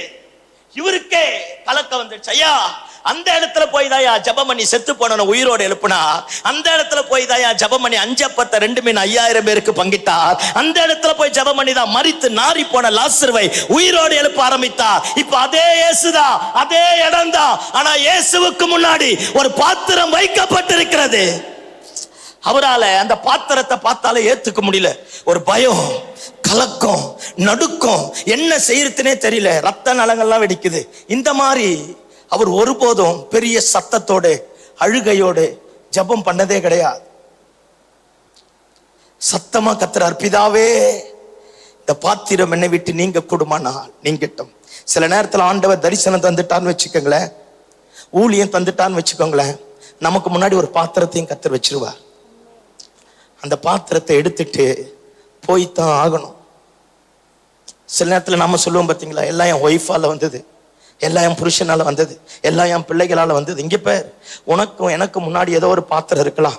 அது பலவீனமா இருக்கலாம், பிள்ளைகளுடைய வாழ்க்கையா இருக்கலாம், அடைக்கப்பட்ட கர்ப்பமா இருக்கலாம், சுமக்க கூடாத வேதனையா இருக்கலாம். என்ன செய்யறதுனே தெரியல பாஸ்டர், எனக்கு முன்னாடி ஒரு பாத்திரம் வைக்கப்பட்டிருக்கு. ஊரெல்லாம் பிரசங்கம் பண்றேன், என் பிள்ளைங்க மாறல. ஊரெல்லாம் சுவிசேஷம் அறிவிக்கிறேன், என் புருஷன் ரட்சிக்கப்படல. ஏதோ ஒரு பாத்திரத்தை கர்த்தர் நமக்கு முன்னாடி வச்சிருவார். அந்த பாத்திரத்தை எடுத்துட்டு போய நீ மட்டும் போக ஆரம்பிச்சுட்டு அந்த பாத்திரம் எல்லாம் கவனிங்க பார்ப்போம். நமக்கு அப்படியே பார்த்தாலே பயமா இருக்கும். இனி ஊழியம் செய்ய முடியாது போல இருக்கு, பிதாவின் சித்தத்தை நிறைவேற்ற முடியாது போல இருக்கு, இனி எழும்ப முடியாது போல இருக்கு, இனி விழுந்து போயிடும் போல இருக்கு. இல்லையா, அந்த பாத்திரம் தான் நம்ம தலையெழுத்தையே தலைக்கீழாக மாற்றும். அந்த பாத்திரம் தான் ஒரு மகிமையை விளங்க பண்ணும். அல்லேலூயா. ஆமா, சில நேரத்துல மற்றவங்களே கை காட்டுவோம் பாத்தீங்களா. யூதாஸ் காரியத்தை காட்டி கொடுத்ததுனால இயேசுவுக்கு இந்த பாத்திரம் கிடையாது. பேதுரு சபித்து சத்தியம் பண்ணதுனால இயேசுவுக்கு இந்த பாத்திரம் கிடையாது. பிலாத்து கையை கழுவினதுனால இயேசுவுக்கு இந்த பாத்திரம் கிடையாது. It's not comes from any human being. அது எந்த மனிதனாலும் கொடுக்கப்படல. It's comes from above. அது பரலோகத்திலிருந்து தேவனாலே கொடுக்கப்பட்ட பாத்திரம். ஒருவேளை ஏதோ ஒரு நிந்தை, ஏதோ ஒரு போராட்டம், ஏதோ ஒரு பலவீனம், ஏதோ ஒரு காரியம், நல்லா ஜெபம் பண்றேன், நல்லா ஊழியம் செய்யறேன், ஆண்டவருக்காக தான் எழும்புறேன், இந்த பிரச்சனை என் வாழ்க்கையை கசக்கி பிடிது, ஜெபம் பண்ண முடியல, ஊழியம் பண்ண முடியல, ஆண்டவருக்காக எழும்ப முடியல. கவலைப்படாத. இந்த நல்ல பகல் வேளையில் அந்த பாத்திரத்தை எடுத்துட்டு பிரகாரத்தை விட்டுட்டு பரிசுத்த ஸ்தலத்துக்கு வா. பரிசுத்த ஸ்தலத்தை விட்டு மகா பரிசுத்த ஸ்தலத்துக்கு வா. கொஞ்ச நாள் தான் அந்த பாத்திரம். இன்னும் கொஞ்ச நேரம் கழிச்சு நீ தேடினாலும் அந்த பாத்திரம் உனக்கு கிடைக்காது. உனக்காக கர்த்தர் ஒரு பெரிய அற்புதத்தை செய்ய ஆரம்பிப்பா. கையை தட்டி ஆமென் சொல்லுங்க பாப்போம். உனக்கு முன்னாடி வைக்கப்பட்ட பாத்திரம் பலவீனமாக இருக்கலாம், நெருக்கமா இருக்கலாம், வேதனையா இருக்கலாம், மாறும். Hold on that. அந்த பாத்திரத்தை பிடிச்சுக்க. Never give up. விட்டு கொடுக்காத. நீ எடுத்து வைக்கிற ஒவ்வொரு ஸ்டெப்பும் பூலோகம், பரலோகம், நரகம் எல்லாம் உன்னை பார்த்து கொண்டிருக்கிறது. ஆமென், அல்லேலூயா. பாத்திரத்தை எடுத்துட்டு உள்ள பாருங்க, இயேசு வந்துட்டார். கத்தரா இதுவரைக்கும் ஆண்டவர் இப்படி ஜெபம் பண்ணது இல்லையா? அவருடைய ரத்த நாளங்கள் வெடிக்குது பாருங்க. வானத்திலிருந்து ஒரு தேவதூதன் வந்தானா. தேவதூதன் வந்து பாருங்க வேர்வை எல்லாத்தையும் தொடச்சான். நான் பேசுறது புரியுதா? தேவதூதன் வந்து வேர்வை எல்லாத்தையும் தொடச்சிட்டு தோல்ல தட்டி கொடுத்துட்டு போயிட்டான். தேவதூதன் வந்தா வேர்வையை தொடச்சான் போயிட்டான், பாத்திரத்தை மாத்தல. ஐயோ சொல்லுங்கப்பா, நான் பேசுறது புரியுதா? பாத்திரம் தேவதூதன் கூட எடுக்க மாட்டான். சொல்லு பக்கத்துல பா, தேவதூதன் கூட எடுக்க மாட்டான். ஆமே, தேவதூதன் வருவான் போவான், பாத்திரம் நீ தான் எடுக்கணும். பக்கத்துல பார்த்து சொல்லு, பாத்திரம் நீ தான் எடுக்கணும். அது உன்னை அழிக்காது. உயிர்த்தெழுந்த மகிமையை கொண்டு வரக்கூடிய பாத்திரம். ஆமென், அல்லேலூயா. ஆமா, இன்னும் கொஞ்சம் அப்படியே நான் போயிட்டு முடிக்கிறேன். ஏதேன் தோட்டம் பாத்தீங்கன்னா பகலின் குளிர்ச்சியான வேலை. சத்தமாமேன்னு சொல்லு. ஆதாம ஏவாள் அப்படியே மகிமையில குளு குளு குளு குளுன்னு நடப்பாங்க. அப்படியே பயங்கரமா இருக்கும். அந்த ஊழியத்துக்கு வந்த புதுசுல எங்களுக்கு எல்லாம் 6 மாசம் பயங்கரமா இருக்கும். அல்லேலூயா. அது ஏதேன் தோட்டம். கல்யாணம் பண்ண உடனே 6 மாசம் அப்படித்தான் இருக்கும். அப்புறமா தான் எங்க ரத்தம் வருதுன்னே தெரியாது. யாருக்குமே கல்யாணம் ஆகல, நல்லா வருவீங்க. அல்லேலூயா. அந்த 6 மாசத்துல நம்மள மாறி பேசுறவங்க யாரும் கிடையாது. ஆண்டவரே காமிச்சார் பாஸ்டர், கர்த்தரே கொடுத்தார். எலும்பில் எலும்போ, மாம்சத்தில் மாம்சமா, ரத்தத்தில் ரத்தமா, எல்லா எழுத்தும் சொல்லி முடிப்போம். 6 மாசம் கழிச்சு பாஸ்டர் பேய் மாதிரியே கல்யாணம் பண்ணிட்டு வந்திருக்கிறேன் பாஸ்டர் அப்படின்னு. பாஸ்டர் அவன்லாம் ஒரு மனுஷனா, குடிக்கார பையா பாஸ்டர், சர்ச்சுக்கே வரமாட்டேங்கிறான், என் குடும்பத்தை கெடுத்ததே யார் தான்? இந்த பாஸ்டர் தான். சொல்லாத மாதிரி என்னை பார்க்காத. அல்லேலூயா. ஆமா, அப்படி சொல்ல. முதல்ல 6 மாசம் ஊழியமானாலும் சரி, விசுவாசியானாலும் சரி, குடும்பமானாலும் சரி, ஏதேன் தோட்டம் தான். ஆமென். அடுத்த 6 மாசம் கெஸ்தமனை தோட்டம். எங்க ரத்தம் வருதுன்னே தெரியாது. அல்லேலூயா சொல்லுங்க பாப்போம். தொட்டாலும் குற்றம், தொடல்னாலும் குற்றம், செய்தாலும் குற்றம். ஆனா என்ன பியூட்டினா, அந்த கெஸ்தமனை தோட்டத்துல இருக்கும் போதே 2 பிள்ளையை பெத்தெடுத்துருவோம் பார். நல்லா வருவீங்க போங்க. நான் என்னவோ நடக்காததை பேசுற மாதிரி என்னைய பாக்குறீங்க. அல்லேலூயா. பாருங்க, அதுக்கப்புறமா கெஸ்தமனை தோட்டம் முடிவு கிடையாது. கெஸ்தமனை தோட்டத்துக்கு பின்னாடி உயிர்த்தெழுந்த தோட்டம். ஆமா, கல்லறை தோட்டம் சொல்லலாம், நான் உயிர்த்தெழுந்த தோட்டம் சொல்றேன். உயிர்த்தெழுந்த தோட்டம். அங்க செத்த கிரியைகளுக்கு இடம் இருக்காது. புருஷனை மனைவி அவ்வளவு சண்டை போடவும் இல்லை. ஒரு 40 வயசு வந்துட்டோன்னே மனைவி என்ன தப்பு பண்ணாலும் மன்னிச்சிருவோம். மனுஷனா இருந்தா அதுதான் ரொம்ப முக்கியம். அல்லேலூயா சொல்லுங்க பாப்பா. ஆமா, பாருங்க, புருஷன் என்ன தப்பு பண்ணாலும் மன்னிச்சிருவோம். பிள்ளைகளை, அப்பாவை குறிச்சு பிள்ளைங்க தப்பா பேசினா அம்மாவுக்கு கோபம் வரும். அம்மாவை குறிச்சு பிள்ளைங்க தப்பா பேசினா அப்பாவுக்கு கோபம் வரும். ஏய், யாருக்கிட்டடா என்னடா பேசுற? அப்ப நம்ம எரியாமலே ஒருத்தர் ஏற்றுக்கொள்வோம் பாரு, அனுசரிச்சு போவோம் பாரு. ஆமா தானே? நல்லா வருவீங்க. அல்லேலூயா. அப்புறம் கசப்பை பார்க்க மாட்டோம், விரோதத்தை பார்க்க மாட்டோம். பாருங்க, தரிசனத்தை நிறைவேற்ற புருஷன மனைவியும் பாடுபட ஆரம்பிப்போம். ஆமென். இயேசுவுக்கு இப்ப இதான் ஒண்ணு. பாருங்க, 3.5 வருஷம் சுற்றி திரிந்தா. அவர் போனா அற்புதம், தொட்டா அற்புதம், எச்சப்பட்ட அற்புதம், சேறு பிசைஞ்ச அற்புதம், பிரெட்ட பிச்ச அற்புதம், வஸ்திரம் பட்ட அற்புதம். அது இயேசுவுக்கு ஏதேன் தோட்டம். ஆமென். அடுத்தது கெஸ்தமனே தோட்டம். ஐயோ சொல்லுங்கப்பா. அடுத்தது என்ன தோட்டம்? கெஸ்தமனே தோட்டம். இப்ப இயேசுவை அடக்கம் பண்ணிட்டான். எல்லாம் நினைச்சா இவன் தகராது முடிஞ்சிருச்சு, இனி இவன் எழும்ப மாட்டான். பாருங்க, 6000 போர்ச்சேவர்களை இயேசு கிறிஸ்துனுடைய கல்லறைக்கு காவல் வச்சாங்களாம். ஆமே, சில பிராந்துங்க இருக்கத்தான் செய்யுது. அல்லேலூயா. எத்தனை போலீஸ்காரங்க? 6000 போலீஸ்கார். சாத்ராக், மேஷாக், ஆபேத்நேகோ கொல்றதுக்கு 1 லாரி விறகு போதும் இல்ல, 7 மடங்கு சூளையை பெருசா மாத்தினா லூசுங்க இருக்கத்தான் செய்யுது. ஐயோ, நான் பேசுறது புரியுதா இல்லையா? 1 லாரி விறகுல 3 பேரை கொளுத்தி போட்டுலாயா?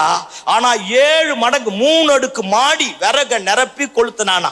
ஒரு தானியலை கொல்ல ஒரு சிங்கம் போதாது, சிங்க கெபியை ரெடி பண்ணானா. சத்தமா ஆமென் சொல்லுங்க பாப்போம். உனக்கு எனக்கு நம்ம ஊழியத்திற்கு நம்ம குடும்பத்திற்கு விரோதமா எத்தனை கூட்டம் வந்தாலும், உன் கெஸ்தமனே தோட்டத்தை பார்த்து 1000 பேர் 1000 பேசினாலும் 3 நாளுக்கு பின்னாடி ஒரு மகிமை வெளிப்படும் வர முத்திரைகள் உடையும், கட்டுகள் அறுப்புண்டு போகும், கல்லு புரட்டப்பட ஆரம்பிக்கும். தேவ தூதன் இறங்கி வந்து சொல்லுவா, உயிரோடு இருக்கிறவரை மரித்தோர் இடத்தில் தேடுகிறது என்ன. ஆமென். அல்லேலூயா. மாறிடும். சத்தமா ஆமென் சொல்லுங்க பாப்பா. ஏதேன் தோட்டத்தையே பார்த்து நின்னுட்டோம்னா தோட்டத்தை விட்டு ஆண்டவர் துரத்திடுவார். கெஸ்தமனே தோட்டத்துல வரக்கூடிய பிரச்சனைகளை பார்த்து நின்னுட்டேன்னா வாசப்படியில் உட்கார வச்சிருவார்.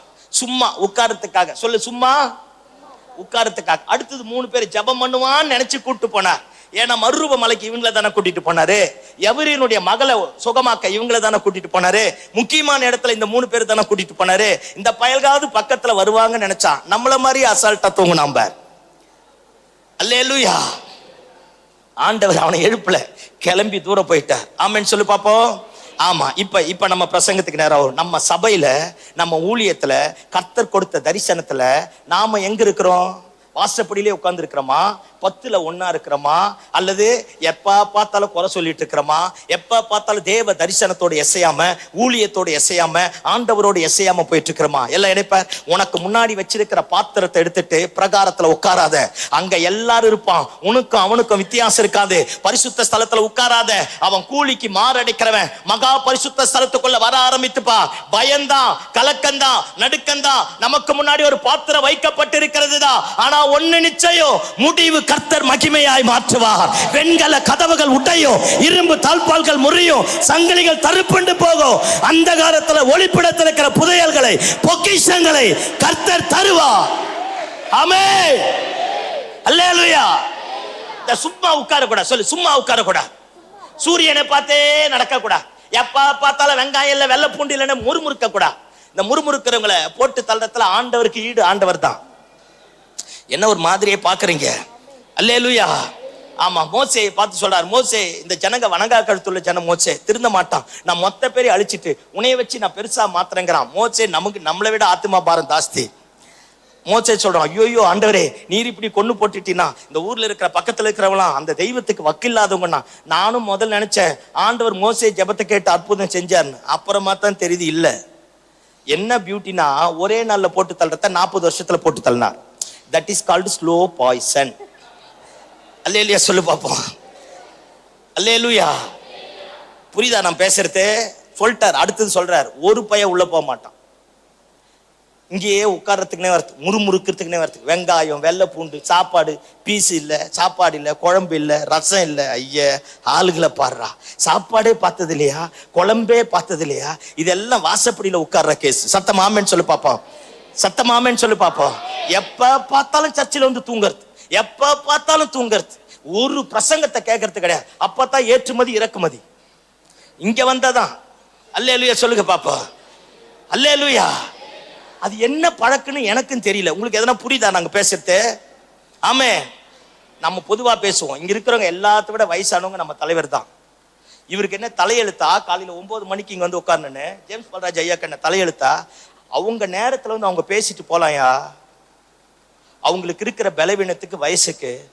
ஏன் தரிசனம் சொல்லு, சத்தமா சொல்லுங்க. நம்ம தான் அம்பானிக்கு அடுத்து விடு மாதிரியே வருவோம். பார்த்திருக்கலா? தரிசனம் இருந்தா எவ்வளவு பெரிய பாத்திரம் முன்னாடி வச்சாலும், எத்தனை பலவீனம் இருந்தாலும், எத்தனை நெருக்கம் இருந்தாலும், தெய்வம் கொடுத்த காரியத்தை நிறைவேற்றி முடிக்கிற வரைக்கும் பாருங்க ஓயாம ஓட ஆரம்பிப்போம். சத்தமாமேன்னு சொல்லுங்க பாப்போம். ஒருவேளை இந்த நல்ல பகல் வேளையில எங்கேயோ வாசப்படியில உட்கார்ற ஆளா இருக்கலாம். எங்கேயோ ஒரு இடத்துல உட்கார்ந்துட்டு பாருங்க, போதும் ஆண்டவரே, ஏதாவது ஒரு முறுமுறுப்போடு இருக்கலாம். அந்த இடத்தை விட்டு எந்திரிச்சு சும்மா உட்காரத்துக்காக கத்த ரட்சிக்கல, சும்மா உட்காரத்துக்காக கத்த நமக்காக ரத்தம் சிந்தல, சும்மா உட்காரத்துக்காக இந்த பரிசுத்த வேதாகமத்தை கத்த நம்ம கிட்ட தரல, சும்மா உட்காரத்துக்காக ஆண்டவர் நம்மை கொண்டு வந்து இந்த இடத்துல நிறுத்தல. நம்மை கொண்டு தேசத்துல ஏதாவது ஒரு எழுப்புதலை செய்யணும். நம்மை கொண்டு தேசத்துல ரட்சிக்கப்படாத ஜனங்கள் ரட்சிக்கப்படணும். சத்தம் அல்லேலூயா சொல்லுங்க பாப்போம். ஆமா, நம்ம மட்டும் அந்த இடத்தை விட்டு எந்திரிச்சு வந்துடணும். சொல்லு, எந்திரிச்சு வந்துடணும். ஆமே, ஆமா. எல்லாத்துக்கும் சாக்கு போக்கு சொல்லக்கூடாது. காரணங்கள் சொல்லுகிறவர்கள் சாதிப்பதில்லை, சாதிக்கிறவர்கள் காரணங்களை சொல்வதில்லை. ஆமே, காரணத்தை சொல்லி சொல்லி சொல்லி சொல்லி சொல்லி பின்மாற்றத்துக்குள்ள போகக்கூடாது. தேவைக்காக மட்டும் ஆண்டவர் கிட்ட வரக்கூடாது. ஆண்டவரே நம்முடைய பிரதான தேவையா மாறணும். ஆமே, ஆமா. பாருங்க, ஒரு வயசு பையன் சர்ச்சுக்கு வரான்னா +2 எக்ஸாம் எழுத போறான், இல்ல 10th எக்ஸாம் எழுத போறான்னு அர்த்தம். அப்படி இல்லைன்னா அவனுக்கு காலேஜுக்கு இடம் கிடைக்கலன்னு அர்த்தம். அல்லேலூயா. இந்த தேவைக்காக மட்டும் வரக்கூடாது. ஆமென் சொல்லுங்க பாப்போம். ஆண்டவரே என்னுடைய தேவையா மாறணும். ஆண்டவருடைய இருதயத்தை நான் புரிஞ்சுக்கணும். சத்தம் அல்லேலூயா. ஆண்டவர் தான் என் வாழ்க்கையினுடைய நங்குரமா மாறணும். அந்த இடத்தை விட்டு வெளியே வந்துடணும். ஆமென். மகா பரிசுத்த ஸ்தலத்துக்குள்ள போக ஆரம்பிச்சுட்டு திரும்பிட்டோம்னா கர்த்தர் காரியத்தை தலைகீழாக மாற்றுவார். ஆபிரகாமுக்கு முன்னாடி ஒரு பாத்திரம் வைக்கப்பட்டது. 12வது அதிகாரம் 13வது அதிகாரம் ஆதியாகமம் வாசித்து பாருங்க. ஆபிரகாமுடைய ஆஸ்தி பூமி தாங்க கூடாது இருந்தது. அப்படியே படிச்சு பாருங்களேன். 15வது அதிகாரத்துல ஆபிரகாம் முதல் தரிசனம். ஆண்டவரே வந்து ஆபிரகாம் கிட்ட பேசுறார். ஆபிரகாமே, நான் உனக்கு கேடகமா மகா பெரிய பலனுமா இருப்பேன். நானா இருந்தா கையில காலில் விழுந்து சத்தம் போட்டு கத்தி வால் போஸ்ட் போட்டு ஒட்டிட்டு இருப்பேன் ஆண்டவர் வந்தார்னு. அல்லேலூயா. ஆனா ஆபிரகாம் பாரு, அதை பிராக்டிக்கலா அந்த அதிகாரத்தை வீட்டுல போய் படிச்சு பாருங்களேன். ஆண்டவரே இருங்க ஆண்டவரே, கேடகம் துருகம் அரண் எல்லாம் நல்லாதான் இருக்கு, எனக்கு என்ன தருவே? இப்போ இந்த 15வது அதிகாரம் முதல் வசனம், ஆண்டவர் ஆபிரகாம் அழைச்சி 11 வருஷம் ஆகுது.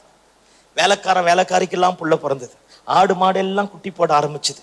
இப்ப சாராலே நல்லா குளிச்சுட்டு லூசேர் விட்டுக்கின்னு வேலைக்காரிங்களை வேலை வாங்க போகும்போது பாருங்க, சத்தமா பேசியிருக்கும் போது வேலைக்காரி சொல்லுவா, பெருசா இந்த அம்மா வந்துடுச்சு, ஒரு பிள்ளையை பெத்தெடுக்க வக்கு கடைன்னு இருப்பா. இருதயத்துல ஈட்டி எடுத்து குத்தன மாதிரி இருக்கும். ஆபிரகாம் வந்து கொடைஞ்சிருப்பா. ஆபிரகாம் ஆண்டவரை பார்த்து கேட்கிறான், எனக்கு என்ன தருவீர்? ஏதோ ஒரு பாத்திரம் இருக்குல்ல நமக்கு முன்னாடி கூட, அந்த பாத்திரத்தை எடுத்துட்டு ஏதோ ஒண்ணு திறக்கப்படல, ஏதோ ஒரு வலி இருக்குல்ல, ஏதோ ஒரு வேதனை இருக்குல்ல, ஏதோ ஒரு போராட்டம் இருக்குல்ல, வரவன் போறவெல்லாம் நிந்தையா கை நீட்டி பேசுறான்ல, முன்னாடி விட்டுட்டு பின்னாடி ஒண்ணு பேசுறான்ல, நம்மள இருதயத்தை அப்படியே கூனி குறுகி போக பண்றான்ல, நம்முடைய ஆழத்துவத்தை அழிப்பதற்கு எதுவாக ஒரு கூட்டம் எழுப்பிடுச்சு. பயப்படாத, அது ஆண்டவராலே கொடுக்கப்பட்ட பாத்திரம், ஆண்டவரே அனுமதித்த பாத்திரம். இந்த பாத்திரத்தை எடுத்துட்டு ஆபிரகாம் போனா. ஆபிரகாம் கையை பிடிச்சு கூடாரத்தை விட்டு வெளியே கூட்டிட்டு சொல்றார், டேய், உன்னை ஊர் என்கிற கல்தேயருடைய தேசத்தை விட்டு அழைத்து வந்ததனுடைய நோக்கமே உன்னை ஆசீர்வதிக்கத்தான். ஆமென். என்ன நீ எதிர்பார்த்த நேரத்துல கிடைக்காது, நான் ஒரு நேரம் வச்சிருக்கிறேன். அந்த நேரம் வரும்போது அற்புதம் நடக்கும், காரியம் மாறும், இருள் விலகும், அந்தகாரங்கள் எல்லாம் முடிஞ்சு போயிடும். அல்லேலூயா. ஆமா, 18வது அதிகாரத்துல வந்து ஆண்டவர் பேசுறார். உற்பவ கால திட்டத்துல ஒரு பிள்ளையை பெற்றிருப்பா. ஆபிரகாமும் சிரிக்கிறான், சாராலும் சிரிக்கிறா. வெறுத்து போயிடுச்சுல, இருதயம் மறுத்து போயிடுச்சுல. ஆண்டவர் சொல்றா, நான் திரும்ப வருவேன், வரும்போது ஒரு பிள்ளை அணைத்து கொண்டிருப்பேன். எல்லாம் கவனிங்க, மலட்டு கற்பம் தான். வேலைக்காரி கேள்வி கேட்டிருப்பான். ஆனா ஆபிரகாம் தெய்வத்தை விடலையே, பிரகாரத்துல வெளி நிக்கலையே, பரிசுத்த ஸ்தலத்துல நிக்கலையே. தேவன் கொடுத்த வாக்கு தத்த நிறைவேறுகிற வரைக்கும், தெய்வத்தை சந்திக்கிற வரைக்கும் தெய்வத்தை விடாமல் இருக்க ஆரம்பித்தான். எந்த மலட்டு கர்ப்பத்துல செத்து போச்சோ, எந்த மலட்டு கர்ப்பத்துல இனி பிள்ளை இல்லையோ, ஸ்திரீகளுக்கு இருக்கிற வழிபாடு நின்று போச்சோ, அதே மலட்டு கர்ப்பத்திலிருந்து ஒரு தேசத்தையே கர்த்தர் வெளியே கொண்டு வர ஆரம்பித்தா. கையை தட்டி ஆமென் சொல்லுங்க பாப்போம். அல்லேலூயா. ஆமா, உனக்கு முன்னாடி எனக்கு முன்னாடி வைக்கப்பட்ட பாத்திரம் நம்மை அழிப்பதற்காக அல்ல. ஏதோ ஒரு பலவீனமா இருக்கலாம், மனைவிக்கு ஒரே போராட்டமா இருக்கலாம், பிள்ளைகளுக்கு ஒரே போராட்டமா இருக்கலாம். அந்த பாத்திரத்தை எடுத்துக்க. தரிசனத்தை விட்டுடாத, ஜபத்தை விட்டுடாத, ஊழியத்தை விட்டுடாத, ஆண்டவரை விட்டுடாத, தெய்வத்தை விட்டு விலகி போகாத, பாவத்துக்கு தேடி போகாத, தவறான ஆட்களோடு கை கோர்க்காத, அவிசுவாசமான வார்த்தையை பேசாத, கர்த்தருடைய வார்த்தையை அவமதிக்காத, அவைகள் எல்லாவற்றையும் தூக்கி உதறி போட்டுட்டு வா, தேவ சமூகத்துல வா. கர்த்தர் காரியத்தை தலைக்கீழாக மாற்றுவார். அல்லேலூயா. யோபோட வாழ்க்கை பாருங்க, அவ்வளோ ஆசீர்வாத செல்வ சீமானா இருந்தான். அது அவனுக்கு ஏதேன் தோட்டம். அடுத்தது ஒரே நாள்ல 10 பிள்ளைங்க செத்து போச்சு. ஆடு மாடு கழுத ஒட்டக வேலைக்காரி மொத்தம் இறந்து போச்சு. கர்த்தர் கொடுத்தார், கர்த்தர் எடுத்தாருங்கிறான். எல்லாம் முடிஞ்சிட்டு நாயோட நாயா தெருவில் உட்கார்றான். சரட்டை எடுத்து ஓட்டை வச்சு உடம்புல சொறிறான். புழுதியில படுத்தான்னா அந்த புண்ணு மேல புழுதி பட்டு அடையா மாறிடும். உள்ள புழு நெளிமா. நைட்டு படுத்தா எப்ப பொழுது வெடி நினைச்சானா, பொழுது வெடிஞ்சா எப்ப நைட்டு வரும் நினைப்பானா. இவன் ஜெபம் பண்றான். பைபிள் ஒரு சிலரை மட்டும்தான் இப்படி சொல்லுது, உத்தமன், சன்மார்க்கன், பாவத்திற்கு விலகினவன், நீதிமான். அந்த ஒரு சிலர்ல யோபு முதன்மையான ஆள். அந்த யோபு ஜெபம் பண்றான், நான் வலதுபுறம் தேடினேன், அவர் இல்லை. இடதுபுறம் தேடினேன், அவர் இல்லை. நான் முன்னாடி போனேன், அவர் இல்லை. பின்னாடி போறேன், அவர் இல்லை. அவன் கேட்கிறான், உம்மை எங்கே கண்டு சந்திக்கலாம்? ஐயா, உத்தமன்யா, சன்மார்க்கன்யா, நீதிமான், பாவத்திற்கு விலகிறவன், அவனுக்கு முன்னாடி ஒரு பாத்திரம். ஆண்டவரை கேட்கிறான், எங்கே கண்டு சந்திக்கலாம்? ஒய்ஃப் சொல்றா, எவ்வளவு நாளியா ஏசு ஏசுன்னு சொல்லுவேன், தேவனை தூஷித்து ஜீவனை விடு, செத்துப்போ. நீ இப்படி பாடு அனுபவிப்பதை பார்க்க என்னால முடியல, நீ செத்துரு. ஒய்ஃபை பார்த்து சொல்றான், பைத்தியக்காரி மாதிரி பேசுற, நன்மையை பெற்ற நாம் தீமையை பெற வேண்டாமா? ஒய்ஃபை கையை பிடிச்சிட்டு கூட்டிட்டு போறான். அந்த ஜபத்தை நல்லா படிச்சு பார்த்தீங்கன்னா அழுகையா வரும். பெரிய கோட்டீஸ்வரையா பாதத்தை நெய்யாலே கழுவுனானா. நடு தெருவில் உட்கார்ந்துட்டு இருக்கிறான். அதுக்கு அவனே பதில் சொல்றான், நான் வலது பக்கம் போன அவர் இல்லை, இடது பக்கம் போன அவர் இல்லை, நான் முன்னாடி தேடின அவர் இல்லை, பின்னாடி தேடின அவர் இல்லை. ஆனா ஒண்ணு மட்டும் தெரியும், அவர் எங்கேயோ ஒரு இடத்திலிருந்து என்னை பார்த்து கொண்டிருக்கிறார். நான் போகிற வழியை அவர் அறிவார். சத்தமாமேன்னு சொல்லு பார்ப்போம், சத்தமாமேன்னு சொல்லு பார்ப்போம்.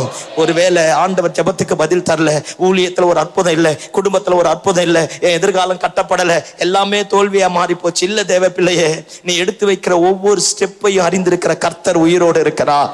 நீ போற ஒவ்வொரு பாதையும் கர்த்தர் அறிந்திருக்கிறார். எத்தனை நாள் தூக்கம் இல்லாம அழுதிருப்ப, எத்தனை நாள் ராப்பகல ஓடி இருப்ப, எத்தனை பேர் நிந்திக்கிற மாதிரி பேசியிருப்பான். ஒரு நேரம் வரும், கர்த்தர் முன்னிலைமையை காட்டிலும் பின்னிலைமை ரெட்டிப்பாய் ஆசீர்வதிப்பா.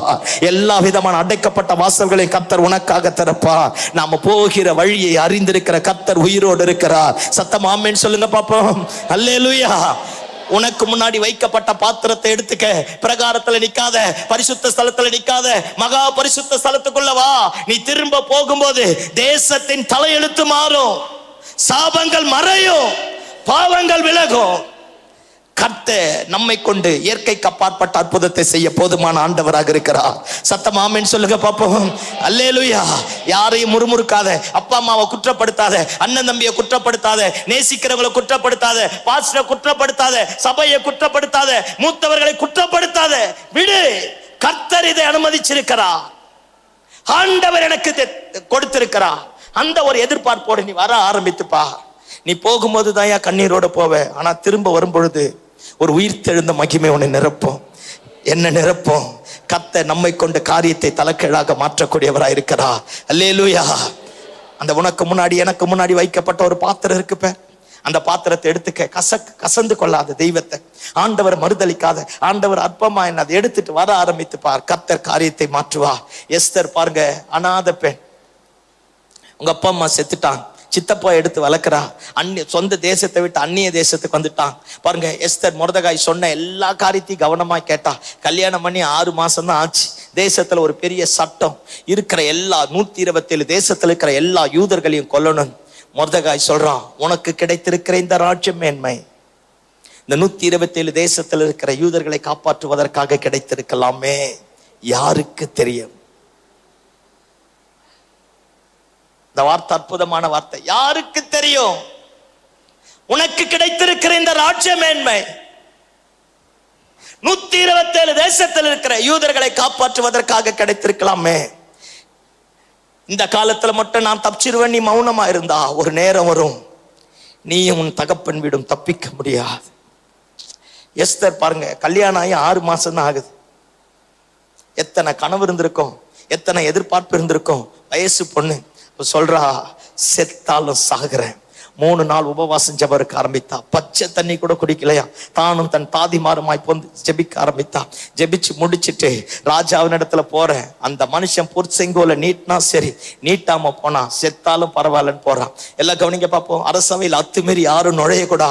இன்கேஸ் யாராச்சும் நுழைஞ்சிட்டாங்கன்னா பிரச்சனை தான். இவ போன உடனே அகஸ்வேரு ராஜா பொற்செங்கோல் எடுத்து நீட்டி கேட்கிறான், எஸ்தர் ராஜாத்தியே, உனக்கு என்னையா வேணும்? இத்தனை அவசரமா என்னிடத்துல வருவதற்கு உனக்கு என்ன சம்பவித்தது? எல்லாம் என்ன பாருங்க பாப்போம். ஏன் எஸ்தர் இப்படி அகஸ்வேரு கேட்டிருப்பான். நான் எனக்கு ஆண்டவர் உணர்த்தின ஒரு காரியத்தை நான் பேசி முடிக்க போறேன். எல்லாம் கவனிங்க பாப்பா. அவன் சொல்லியிருப்பான். எடுத்த உடனே கேட்கிறான் பாருங்க, கொஞ்சம் வேண்டியதை ரகசியமா பேச வேண்டியதை பப்ளிக்ல, அரண்மனையில, அரசவையில அத்தனை பேருக்கு முன்னாடி சொல்றான், எஸ்தர் ராஜாத்தியே, இத்தனை அவசரமா என்னிடத்தில் வருவதற்கு உனக்கு என்ன சம்பவித்தது? தேசத்துல பாதி கேட்டால நான் உனக்கு தரேனே. நான் இப்படி நினைக்கிறேன், அகஸ்வேர் ஏற்கனவே வஸ்தியை கல்யாணம் பண்ணா. வஸ்தி ராஜாவினுடைய வார்த்தைக்கு கீழ்ப்படியாம ராஜாவை அத்தனை பேருக்கு முன்னாடி அவமானப்படுத்திட்டு அசிங்கப்படுத்திட்டா. வஸ்தியை இழந்துட்டான். இப்ப எஸ்தர் வந்திருக்கிறா. அதனால எஸ்தரை இழக்க அகஸ்வேருக்கு மனம் இல்லை. நிறைய பேரை நம்பி நம்பி ஆண்டவன் தரிசனத்தை தந்தா, அழைப்பை தந்தா, கிருபைகளை தந்தா, வரங்களை தந்தா. எல்லாரும் தெய்வத்தை விட்டுட்டு விலகிட்டான். சில பேர் வெளியே நின்னுட்டான். சில பேர் தேவை நிறைவான உடனே போயிட்டான். அதனால அகஸ்வேர் சொல்றான், அவ போனது மாதிரி நான் உன்னை இழக்க விரும்பலப்பா. உனக்கு என்னையா வேணும்? இந்த உபவாச கூடுகைக்கு வந்திருக்கிற எவனோ ஒருத்த உனக்கு முன்னாடி ஒரு பெரிய சவால் வச்சிட்டு இருக்கலாம். அழிச்சிருவேன், கெடுத்துருவேன், சபையை நாசமா மாத்திருவேன், இனி தேசத்துல எழும்ப முடியாதுன்னு. அகஸ்வேரும் ஆமானும் குடிப்பதற்காக உட்கார்ந்தார்களா. தேசம் கலங்க ஆரம்பித்ததா. ஆனா அதுக்கு அந்த பக்கத்துல எஸ்தரும் உபவாசித்து ஜெபிக்க ஆரம்பித்தா.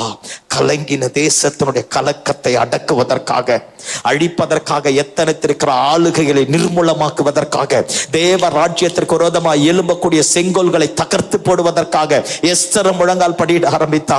இந்த நல்ல பகல் வேளையில தேவ சமூகத்தில் வந்திருக்கிறோம். எல்லாரும் மாறி நம்மளும் ஆண்டவர்கிட்ட இருந்து தேவையை பெற்றுட்டு, ஊழியத்தை பெற்றுக்கின்னு, ஆசீர்வாதத்தை பெற்றுட்டு, வஸ்தியை போல ஆண்டவரை எதிர்த்து பேசிட்டு போக போறோமா? அல்லது எஸ்தரை போல என் ஜீவனுக்கு ஈடா என் ஜீவனும், என் மன்றாட்டுக்கு ஈடா என் ஜனங்களின் ஜீவனம் வேணும் ஆண்டவரிடத்துல கேட்க போறோமா? நீங்களும் நானும் மட்டும் தெய்வத்தினிடத்துல ஏறி வந்துட்டா கர்த்தர் தம்முடைய பொற்செங்கோலை நமக்காக நீட்ட ஆரம்பிப்பா. அல்லேலூயா, அல்லேலூயா. இந்தியா தேசத்தினுடைய கலக்கம் மாறணும்னா ஆண்டவருக்கும் ஒரு எஸ்தர் தேவை. எஸ்தருக்கு முன்னாடி ஒரு பாத்திரம் வைக்கப்பட்டது. சாவு, நீ செத்துருவ, நீ யூத பெண், இனி நீ எழும்ப முடியாது. அந்த பாத்திரத்தை கையில் எடுத்துட்டா, பிரவேசிக்க ஆரம்பித்தா, ராஜாவின் இடத்துல போனா, ராஜாவினுடைய பொற்செங்கோல் நீட்டப்பட ஆரம்பித்தது. எல்லாம் கவனிங்க பார்ப்போம். எத்தனையோ தரிசனம் பெற்ற, அபிஷேகம் பெற்ற, ஆண்டவருக்காக எழும்பின, ஆண்டவருக்காக பிரகாசித்த எத்தனையோ பேர் பாருங்க, சூழ்நிலைகள் நிமித்தமாக, குடும்பத்தின் நிமித்தமாக, தங்களுக்கு வந்த சோதனைகள் நிமித்தமாக, பலவீனத்தின் நிமித்தமாக விட்டுட்டு போயிட்டாங்க. நம்ம ஆண்டவரை பார்த்து கேட்போம், ஆண்டவரே நான் விட்டுட்டு போவதற்காக வரலப்பா, தேசத்தை மாற்றுவதற்காக வந்திருக்கிறேன். என் பட்டணத்துல, என் கிராமத்துல, என் சபையில ஒரு எழுப்புதல் வரணும் ஆண்டவரே. ஆமென், ஆமென். இந்த நல்ல பகல் வேளையில நாமளும் அந்த ராஜாதி ராஜாவுக்கு முன்பதாக வந்திருக்கிறோம். அவர்கிட்ட போய் பாரு, தேசத்தின் அவல நிலைமை சொல்ல, என் ஜீவன் வேணும் ஆண்டவரே, என் தேசம் வேணும் ஆண்டவரே, என் கிராமம் வேணும் ஆண்டவரே, என் மக்கள் வேணும் ஆண்டவரே, என் தேசத்துல எழுப்புதல் வரணும் ஆண்டவரே, சபைகளுக்கு திரள் திரளாய் ஜனங்கள் ரட்சிக்கப்படணும் ஆண்டவரே.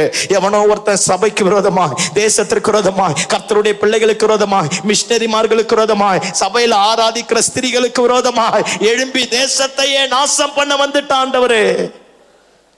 என் ஜீவனுக்கு ஈடாய் நீங்க ஏதாவது ஒண்ணு எனக்கு செஞ்சுதான் ஆகணும் ஆண்டவரே. உன் பாத்திரத்தை எடுத்துட்டு போய. எஸ்தர் புஸ்தகம் முடியும் போது முடியுது, தேசத்துல 127 தேசத்துல ஆர்ப்பரிப்பின் சத்தம் உண்டாக ஆரம்பித்ததா. இந்த நல்ல பகல் வேளையில் ஆண்டவருடைய சமூகத்தில் வந்திருக்கிற எல்லாரும் அப்படி எழுப்பி நிற்போமா? எல்லாரும் அப்படி எழுப்பி நிற்போம். உனக்கு முன்னாடி வைக்கப்பட்ட பாத்திரம், ஐயா, தேவைக்காக ஆண்டவர்கிட்ட வரவன் நிறைய பேர் இருக்கிறாயா? எல்லாரும் எழுப்பி நிற்போமா? எல்லாரும் எழுப்பி நிற்போம். யாரும் எங்கேயும் போக வேண்டாம். தேவைக்காக ஆண்டவர் இடத்துல வர்றதுக்கு நிறைய பேர் இருக்கிறாயா? ஒரு பெரிய மூத்த பாஸ்டர் கிட்ட நான் பேசிட்டு இருந்தேன். அவர் சொன்னார், பாருங்க ஊழியக்காரங்க எல்லாம் இப்ப எப்படி மாறிட்டாங்கன்னு அவர் சொன்னார். தொடக்க காலத்துல நல்ல கண்ணீர் விட்டு ஜெபம் பண்ணுவோம், ஆத்மா பாரத்தோடு சுத்துவோம், தெரு தெருவா அலைவோம், பிரேயர் வாக்கிங் போவோம், ஆல்நைட் பிரேயர் நடத்துவோம், எல்லாம் நடத்துவோமா. ஆனா எல்லாம் முடிஞ்சு சபைக்குன்னு ஒரு சொந்த இடம் வாங்கிட்டு, எனக்குன்னு ஒரு வீட்டை கட்டிட்டு, ஆண்டவர் ஒரு காரை தந்துட்டார்னா, என் தேவைக்கு மிஞ்சி என் பாக்கெட்ல 1000 ரூபாய் வந்துட்டா, அதுக்கப்புறமா என் தரிசனம் இழந்துடும், ஆத்மா பாரம் இருக்காது. ஆண்டவர் பென்ஷன் கொடுக்குற மாதிரி அந்த மாதிரி ஊழியக்காரங்களுக்கு சொல்லிடுவாரா, இவன் இனிமேல் ஊழியம் செய்ய மாட்டான், அன்னைக்கு கண்ணீர் விட்டு ஜெபம் பண்ணா, அதனால இதான் அந்த காணிக்கை வச்சுட்டு அதை வச்சுட்டு வண்டி போக வேண்டியதுதான். நான் பேசுறது புரியுதா? எல்லாரும் போல நீ ஆண்டவர்கிட்ட இருந்து ஏதோ ஒண்ணு வாங்கிட்டு போக போறியா? இல்ல என் தேசத்தின் தலையெழுத்து மாறணும்னு நினைக்க போறியா? என் தேவை சந்திக்கப்பட்டா போதுன்னு வந்திருக்கிறியா? ஆண்டவருடைய இருதயத்தின் ஏக்கத்தை நான் நிறைவேற்ற போறேன்னு வந்திருக்கியா? அங்கேயே நின்றுடுவியோ? பிரகாரத்திலேயே, பரிசுத்த ஸ்தலத்திலேயே நின்றுடுவியோ? உனக்காக எனக்காக ரத்தம் சிந்தி மீட்ட ரட்சகருக்காக என்ன வந்தாலும் அவரை பின்பற்றுவேன் என்று வருவாயோ?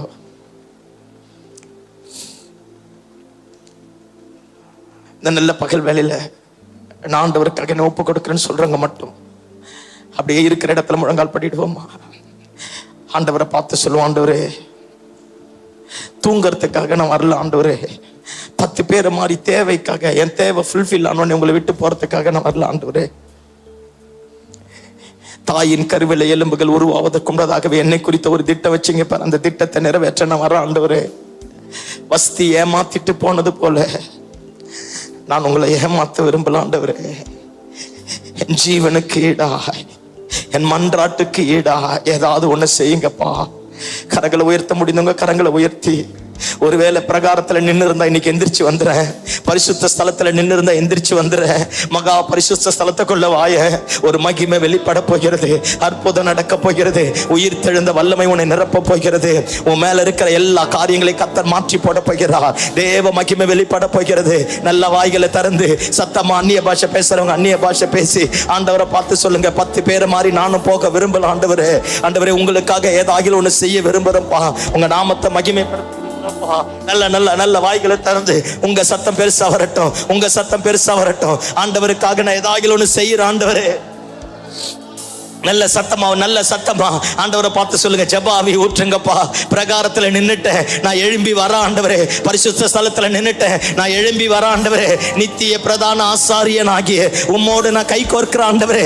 என்னால என் தேசத்துல ஏதோ ஒண்ணு நடக்கணும், என் சமுதாயத்துல ஏதோ ஒண்ணு நடக்கணும், என் சபையில ஏதோ ஒண்ணு நடக்கணும். உங்க மகிமை என் மேல ஊற்றுங்கப்பா. உங்க வல்லமை என் மேல ஊற்றுங்கப்பா. விழுந்து போன மனுஷனாய் நிற்க கூடாது, பின்மாற்றத்திற்கு போனவனா நிற்க கூடாது. உங்க மகிமையினால நிரப்புங்க. உங்க மகிமையினால நிரப்புங்க. உங்க ஜெப ஆவியினால ஊற்றுங்க ஆண்டவரே. உங்களுக்காக நான் ஏதாகிலும் செய்யணும் ஆண்டவரே. நிரப்புங்கப்பா, நிரப்புங்கப்பா. சோர்வின் ஆவி விலகட்டும், பின்மாற்றத்தின் ஆவி விலகட்டும், நிர்விசாரத்தின் ஆவி விலகட்டும், வைராக்கியமற்ற ஆவி விலகட்டும் ஆண்டவரே. பிரச்சனையை பார்த்து பின்வாங்கி போக மாட்டேன் ஆண்டவரே. உமக்காக எழும்புவேன், உமக்காக வருவேன். என் சபைக்காக, என் ஊழியருக்காக, என் ஸ்தாபனத்திற்காக, என்னை நம்பி கொடுத்த அற்புதமான கிருபைகளுக்காக நான் எழும்புவேன். எழும்புவேன் ஆண்டவரே, நான் எழும்புவேன் ஆண்டவரே.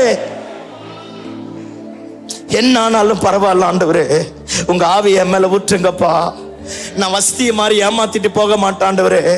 நிறைய பேர் உங்களை விட்டுட்டு போயிட்டாங்கப்பா. அவங்கள மாதிரி பின்வாங்க விரும்பலப்பா. நிறைய பேரை மாதிரி தேவையை சந்திச்சோன்னு நிக்க விரும்பலப்பா. உங்க இருதயத்தின் ஏக்கத்தை நிறைவேற்ற போறோம்ப்பா. உங்க சித்தத்தை நிறைவேற்ற போறோம்ப்பா ஆண்டவரே. என்னை குறித்த உங்க ஆதீனத்துல நீங்க என்ன திட்டம் வச்சிருந்தீங்களோ அந்த திட்டத்திற்கு என்னை ஒப்பு கொடுக்கிறேன் ஆண்டவரே. என்ன நிரப்புங்கப்பா. நல்ல நல்ல பக்கத்துல கையை பிடிங்க பாப்போம். பக்கத்துல கையை பிடிச்சு அந்நிய பாஷை பேசி, நல்ல வாயை திறந்து சத்தமா அந்நிய பாஷை பேசி ஆண்டவரை பார்த்து சொல்லுவோம், உங்க மகிமை எங்க மேல இறங்கட்டும், உங்க மகிமை எங்க மேல இறங்கட்டும். உங்க வல்லமையினால என்ன நிரப்புங்க ஆண்டவரே. ஜெப ஆவியினால நிரப்புங்க. பின்தங்கி போனவனா நிற்க கூடாது. ஏதேன் தோட்டத்தோடு முடிய கூடாது.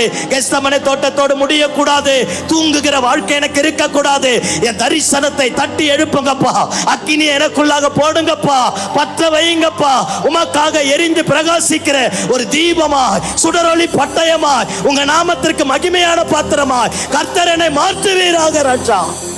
மாற்றுவீராக ராஜா, மாற்றுவீராக ராஜா. நல்ல 2 கரங்களை வானத்திற்கு நேரா உயர்த்தி அப்பாவை பார்த்து சொல்லி, விழுந்து விழுந்து எந்திரிச்சிடறேன்ப்பா. நிறைய பிரசங்கத்தை கேட்டு இப்படிதான் ஒப்பு கொடுக்குற ஆண்டவரே. ஆனா சூழ்நிலை, வேதனை, நெருக்கம், பிரச்சனை வரும்போது தடுமாறிறப்பா. என் கையை பிடிச்சிக்கோங்கப்பா, என் கையை பிடிச்சிக்கோங்கப்பா. நிற்க எனக்கு பலனை தாங்கப்பா. நல்லா சொல்லுங்களேன், நிற்க எனக்கு பலனை தாங்கப்பா.